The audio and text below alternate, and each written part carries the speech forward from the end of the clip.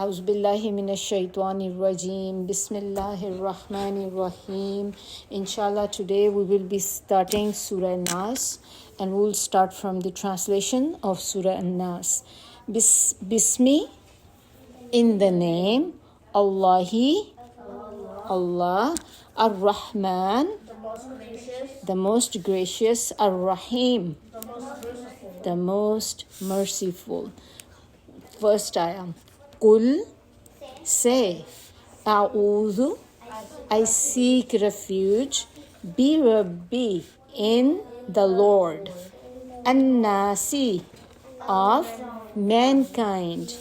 Ayah number 2, Maliki, the king, An-Nasi, of mankind.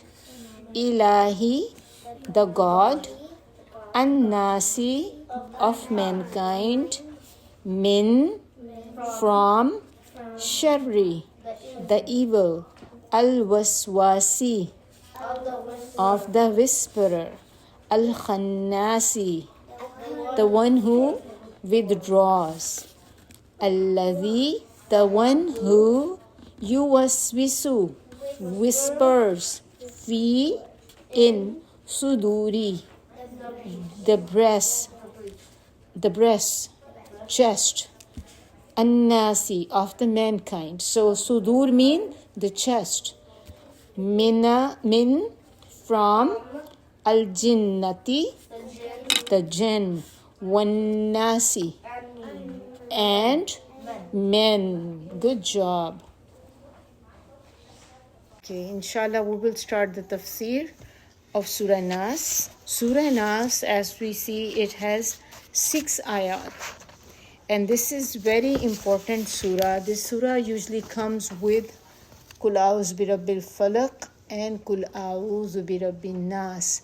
These both surahs plus Qul Huwallahu Ahad, which is called Surah Ikhlas. These surahs, they are used, if you read them, they protect you. They protect you. So like this surah, if you read together, so this is like a prayer to Allah subhanahu wa ta'ala for protection. Protection from what? From every type of harm, including attacks at the night, evil spells, and envy. All these things are very important. And Allah subhanahu wa ta'ala is the one who is able to remove the darkness of the night and bring daylight, is able to protect us all from anything harm. No one can protect us from bad things or bless us with something good, except who? Allah subhanahu wa ta'ala. So when we read this surah, these surahs basically, we are asking Allah subhanahu wa ta'ala to protect us from everything that is bad. Do you know anything about it? Why Allah subhanahu wa ta'ala sent down these surahs? Because every surah Allah subhanahu wa ta'ala, when Allah subhanahu wa ta'ala sent it, there is a reason behind it. So same way in these surahs they were sent down for a reason. I want to know if you guys know what the reason is. This surah, the background of these surahs, one time there was a very bad lady in Prophet ﷺ time, and the lady was Jewish. She wanted to do some harm to Prophet ﷺ. So what she did a magic on him. Right? Magic is haram. So she did some magic spell, and what happened with that magic? Prophet ﷺ's hair got knotted.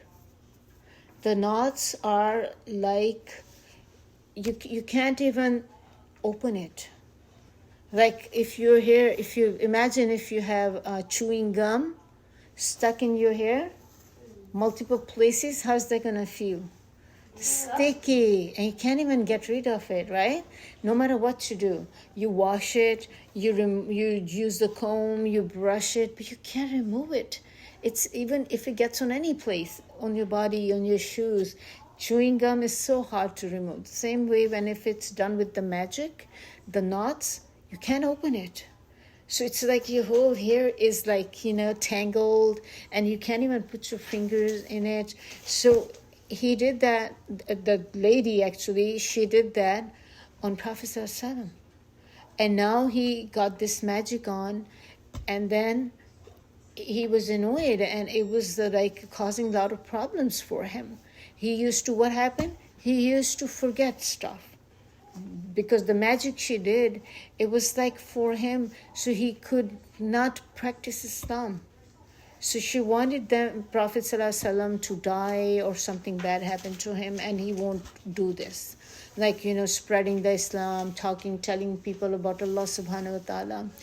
And then Prophet ﷺ used to forget, did I do it or not? Every time he's going to read and then, something, and then he forgot, like if I went there or not. What did I do? Even though he had just done that part, but then he's like, he forgets. So it was because of the magic. And then Allah subhanahu wa ta'ala sent Jibreel alayhi salam, and Jibreel alayhi salam gave Prophet sallallahu alaihi wasallam, he taught him these two surahs. And these two surahs are the last two surahs of the Quran. What is the last surah? Yes. Sura Naas. Sura Naas is the last one. What is second last? Which one? Second last surah of the Quran? Yes. Yes. Which one is it? Oh. So what happened when Allah subhanahu wa ta'ala sent down these two surahs? So Prophet sallallahu alaihi wasallam, I told you how many verses in the Surah Nas? 6 verses. How many verses in the Surah Falaq? Ayan? 5. And 6 plus 5? Equals 9, 11. 6 plus 5? 11. So Prophet ﷺ had 11 knots in his hair. So when these surahs are revealed, he started reading it. Every ayah he read, one knot is open. He read it again, another knot open. He read it until he finished both surahs. All the knots were gone. So now what does this tell us? That if somebody is doing any bad stuff on you, or maybe, some magic spell, anything bad, if you read this, Allah subhanahu wa ta'ala is going to protect that person. Nobody can harm us. So should we do this? Should we read it? Yes, we should read. When should we read it? Do you know the timings when we are supposed to read it? Yes? Read it when you feel like you feel harm. No, you have to read it on daily basis. Because you don't want to get hurt and then read it. Then what's the purpose? Because somebody attacked me, and now if I read it, it's going to be hard for that thing to go away. Is it easy to treat, or it's easy to prevent? Prevent is easy. But once you get a disease, it's hard to take care of it, right? Because you have to go through the whole phase. You become sick. You don't feel like doing anything. But when you are healthy and you don't want to get sick, okay, wear your mask, right? That's why we wear mask. So we can protect ourselves. But if I already get COVID and now I'm trying to read everything, is it going to work like a magic? Like I read it here and then after next, maybe just next moment I will be just super fine? No. But it will, yes, because when you read it, it's going to speed up the process. But you will still go through some pain of being sick, right? So what is the best? That you read these surahs every single day. When you read them, what happened? Allah subhanahu wa ta'ala make like, it's kind of like a fort. You know what a fort is? Yes. Yeah. The fort is like a very strong place. Yeah. Usually people stay inside and it protect them from the enemies. They could watch from the top, somebody coming, and then they will just close the door and then you're protected because it has strong walls, tall walls. So the same way when we read these surahs, Allah subhanahu wa ta'ala make a fort around us. Metal fort is not made of brick. It's a metal fort around us. Imagine yourself. You're standing and you have a metal fort around you or castle. made of iron. Can somebody come inside? It's made of iron. Of course, nobody can break it. But the problem with this thing is, not the problem, but the reality is, if you read these in the morning, it make a fort around you from morning till evening, around like Maghrib time. Now the fort is open. Anybody can come inside now. It's like a visiting hours. So what are you going to do now?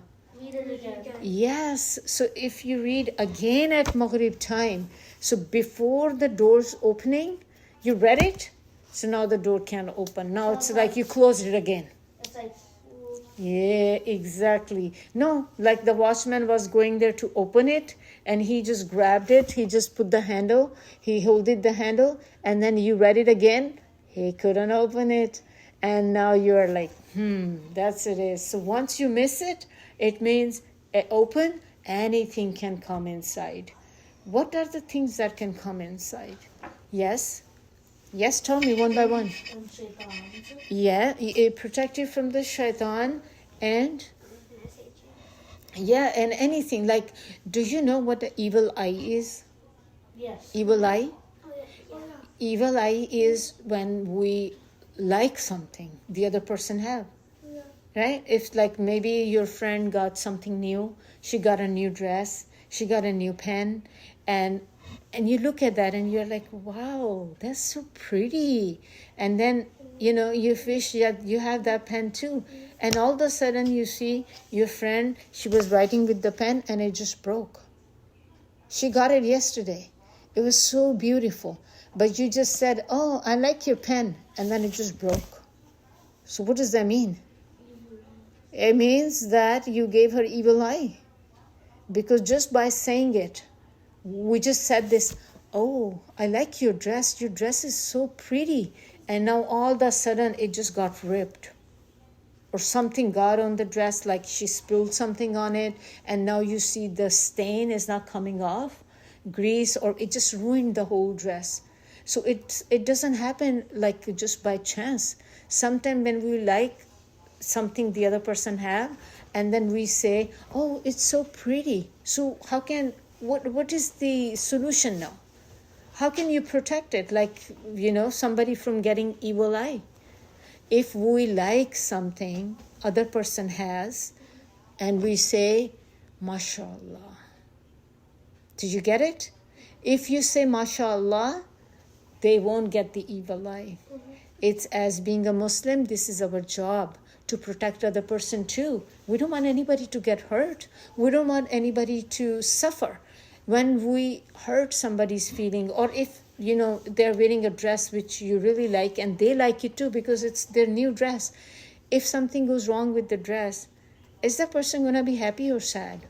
Sad. So it means we were the cause to making that person sad. Because we said something about their dress without saying, MashaAllah. So every time now, when we look at somebody's, you know, your friend, your mom, your siblings, your cousin, anyone's, you like something and you really like their stuff, you want to praise it, you want to like, you know, really say, oh, I like it, it's such a beautiful thing. But remember that you have to say mashallah before this. Oh, your dress is so pretty, mashallah. So either you can do beginning, you can do at the end, but you have to say mashallah just to protect the other person. So as I was telling you that with this surah we can protect ourselves. Allah subhanahu wa ta'ala protect ourselves with these surahs. So one of the things he also protect us is the evil eyes. Some people have evil eyes, which basically mean that they may look at you with jealousy. And this will cause bad things to happen to you. We should try to protect ourselves from evil eyes by protecting our privacy, exactly the way we were talking about, especially online. So we don't have to tell people about everything that Allah subhanahu wa ta'ala has blessed us with. We do not have to take a selfie and post it on social media every time we go to an expensive restaurant or buy a fancy pair of shoes. Also, we need to recite this surah And the next one as well, in the morning and evening duas. Yes, so we need to recite what? These are called the duas for protection. Two surahs. Give me the name of these two surahs. Yes. Sura Naas. Yes. Surah Falak and Surah Naas. These two surahs, if we read this, Allah subhanahu wa ta'ala will protect us from all the bad stuff. Now with the Surah Nas, another thing which we see is that Surah talks about the devilish humans. You know devilish human which are like devils? They're like bad people. Devils, yeah, exactly. So bad human and jinn. So this surah protects from these two things. Although we cannot see evil jinn who whisper to us, they are easier to deal with. Once we remember Allah, ask for His protection and recite Ayatul Kursi. Everybody know Ayatul Kursi? Yes. And then they leave us alone. So you read this, then they leave you alone. As for evil human, they're always around us. So there is no escape.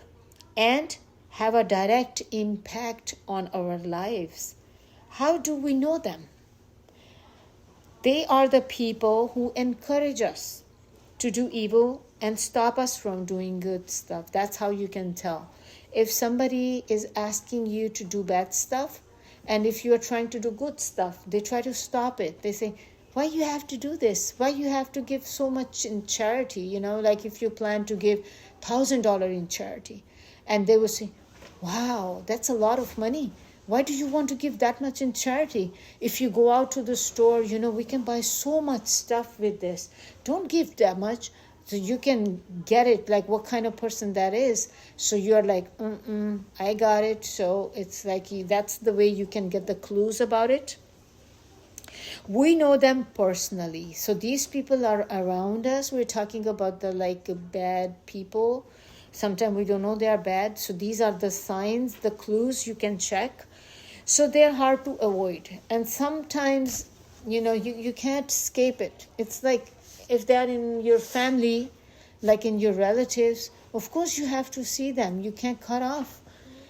So there was a small story about it. So there was a guy named Kareem. So once that guy, he went to Jummah one day before Ramadan.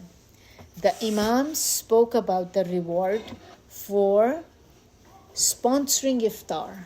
What does sponsoring iftar mean? Yes. Telling about the iftar. So sponsoring iftar mean that you say, okay, I will pay for the iftar. Like today, if anybody, like all the people who will come to the masjid, I will pay for it. And ask who wanted to sponsor the first day of Ramadan. The Kareem, he was so motivated. He tried to raise his hand, but the shaitan pulled it down. How? Whispering. Shaitan whispered in his ears. He said, wait, what are you doing? That's a lot of money. If you're trying to sponsor iftar, it's not for one person. It's like a whole community. That's a lot of money. Maybe someone else might do it. Why you have to do it? Let other person do it, you know. But the Kareem wanted to be the first sponsor. So Shaitan had to come up with another idea. He said, I can't get this person. He's not coming in my trap. So he came up with another argument. Then he whispered again, listen. If you donate, people will think you're showing off. And you know showing off is not good. So if you do this is what they will think. So don't do it. And now what happened? Kareem replied, Allah already knows my intention, because Kareem was determined. He was like, he knew that it's a shaitan who is trying to pull me down. And then he said, Allah knows my intention. Shaitan did not give up. That's the sad part. See, this is, I will tell you what this thing is. So Shaitan did not give up. He whispered again, you forgot your credit card. Now what? How are you going to sponsor it? You don't have your credit card. Kareem responded, I will bring cash tomorrow. What the Kareem is doing, Kareem is like, refusing everything the shaitan is saying. And what the shaitan is saying? Shaitan is keep coming back to him. You see that? After one whisper, another whisper, he keep coming back. And remember the translation of the surah when we were reading it, and somebody asked me what is the meaning of khannas? Khannas, and we said the one who withdraws. This is exactly what the khannas mean. It means that he leaves, then he come back. He leaves, he come back. So when does he leave? So like he came up with the plan. He told you, don't do this. Kareem, don't do this. So he coming back to you, and then you say, Auzu Billah, and then he leaves. And then he leaves, and then he comes back again to attack you. Then he whisper again. Then you again say something, he leaves, he come back. So the shaitans keep coming back to you is the meaning that al-khannas. So this is what he is doing. He is al-khannas because he keep coming back to us. It means he doesn't leave us alone. He is trying his best to stop us from going to Jannah.